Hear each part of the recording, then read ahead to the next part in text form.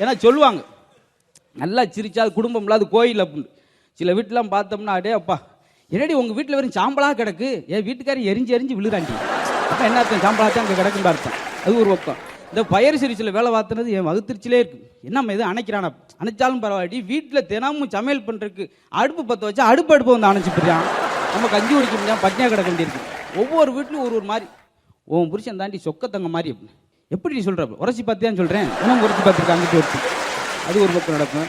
பரீட்சை சீசன். இப்போ பரீட்சையில் நம்ம வந்து காட்டில் விதைப்போம், அவங்க பேப்பர்லேயே விதைப்பாங்க.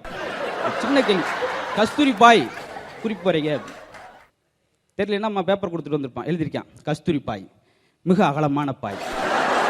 இந்த பாயை கொண்டு மெத்தில் விரித்து எல்லோரும் உட்காரலாம், வீட்டில் உட்காந்து எல்லோரும் குடும்பத்தோடு சாப்பிடலாம், 2ஆ கிழிச்சு 2 வீட்டுக்கு தரலாம்.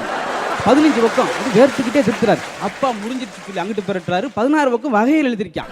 கஸ்தூரி பாயின் வகைகள், ஓலப்பாய், தாருப்பாய், அகலப்பாய், நார்பாய், பனைப்பாய் அப்படின்ட்டு அப்பா முடிஞ்சிச்சுன்றாரு. அங்கிட்டு இது அது மட்டும் இல்லை, ஆபீஸ் பாய், ரூம் பாய் அப்படின்னு சொல்லி அது ஒரு 3 பக்கம். முகமது பாய், அகமது பாய்ன்னு சொல்லி சுருண்டு வேர்த்து விழுந்துட்டார். ஏடா 2 மார்க்கு கேள்வி 20 பக்கமாடா உன்னை நான் எழுத சொன்னேன் அப்படின்னு. அவ்வளோதான் சார் பேப்பர் கொடுத்தாங்க அப்படின்ட்டு. அவ்வளோதான் பேப்பர் கொடுத்தாங்களாம், இல்லாட்டி இன்னும் விவரிச்சிருக்கா. அது ஒரு பக்கம். அப்புறம் எழுதினாங்க, உனக்கு தெரிந்த காவல்துறை அதிகாரிகளுடைய பெயர், ஆண்கள் பேர் 2 பெண்கள் பேர் 2 எழுது அப்படின்ட்டாச்சு. எழுதியிருக்கான் காவல்துறை அதிகாரி பேர் எஸ்பி பாலசுப்ரமணியம், எஸ்பி முத்துராமன் அப்படின்னு.